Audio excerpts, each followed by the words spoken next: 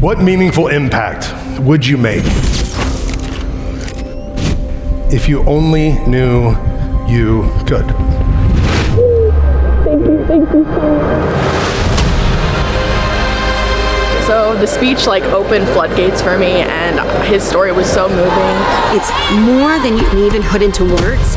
You will be changed.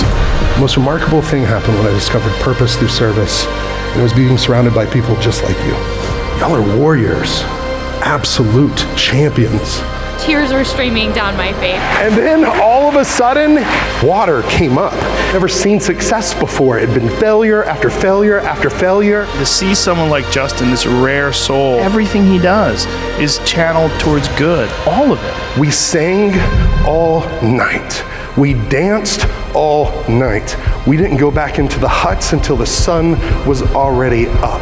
That moment was one of the most joyful, memorable moments of my entire life.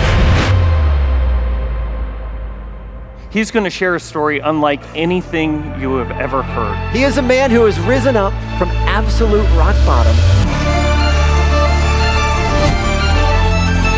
It was merciless, relentless bullying. Can't believe you thought you were good enough. You're worthless. You should just kill yourself. I remember thinking, these fighters, they don't get bullied. No way. It's not possible.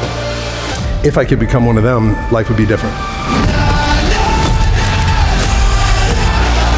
In the main event at the Hard Rock in Las Vegas, I fought in front of 6.8 million people. I've been on The Ultimate Fighter, I've done that stuff. And when I got my hand raised, I remember thinking, is that it? Is that all? I started my professional fight career as an addict, not willing to address my biggest opponent that I've ever faced. I was a champion on the outside, but I was just absolutely broken on the inside. He said, we just took a vote. I didn't lead it, but the team wanted it. It was 34-1. You gotta go. I was the only one that wanted to keep you and give you another shot. You need to get help. You need to do something about this. It was devastating, like that dream had turned into a reality. Now it's a living nightmare. And I remember I went back to my car just feeling so ashamed, so defeated, like such a failure. What was I gonna do? I can't believe you thought you were good enough. You're worthless. You should just kill yourself. And that's when I decided, I don't wanna live anymore. I don't wanna hurt any more people. I remember I took an ungodly amount of drugs. It was 80 Oxy. It was a handful of Xanax. I just laid there waiting to die. I had accepted it. I knew it was gonna happen. Spoiler alert, I'm still here, right? Thank goodness. But the next morning I woke up to a gasp. It's dark, and I'm on my knees, and if you could imagine yourself there, and then some strange whisper, just this whisper in your soul was, open your eyes.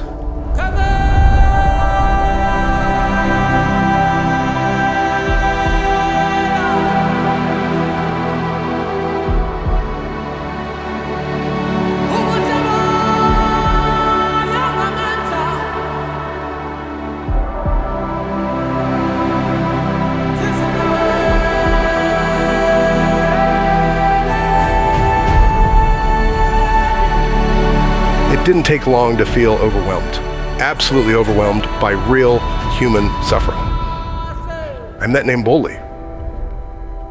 And Bully was the first person I had met that called someone else master. The visual I have now is like trying to empty the ocean with an eyedropper. Would it help? Would it make a dent? Like if I dedicated my whole life to this thing, the problem's so big, I felt like I'm only here to be shown how small I am. He snapped me out of it, said that's the wrong perspective. Every single one of those drops represents somebody's name, a human heart. And some kids were laughing. He said, those kids' smiles. He said, every drop in the eyedropper of help you can offer a human being matters to them, certainly to their friends and family. So yes, every single drop matters. But the mission became clear. Like, start with water. Start with water. Let's knock out the water crisis for my second family who's adopted me in. Since that day, all those years ago, Fight for the Forgotten has provided 85 water wells to more than 50,000 people. We've built more than 35 family homes, helped them become beekeepers and farmers, and replanted tens of thousands of trees, started 4 sustainable farms. And we've actually seen more than 1,800 people transition out of a life of slavery and into actual freedom.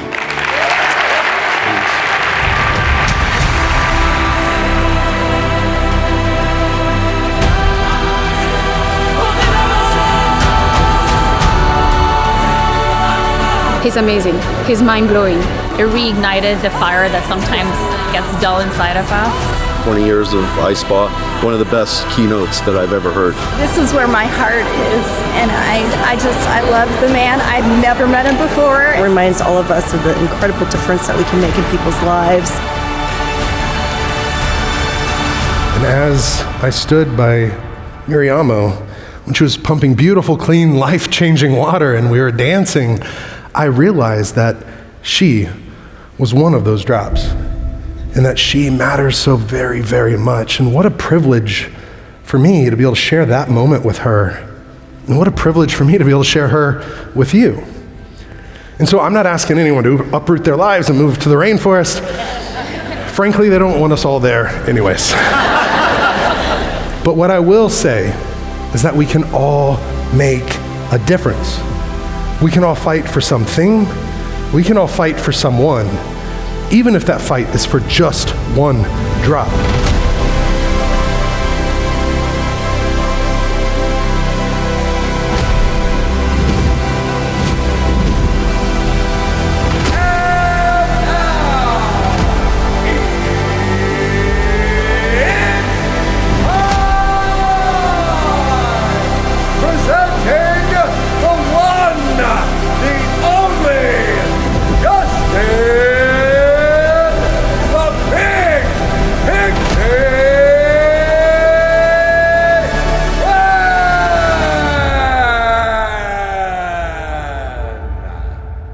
This is my dear friend, Mama Miriamo. She stands just over 4 feet tall. She weighs at most 80 pounds. And as I think you can see, she's blind. This is me at the height of my mixed martial arts career, 6'3", 255 pounds. So I think it's safe to say we're about as different as two human beings can possibly be. Yet this is the story of how this little woman changed this big man's life in a profound way. And perhaps when we're done here today, she'll have done the same for you. Thank you. Wow. Oh, thank you.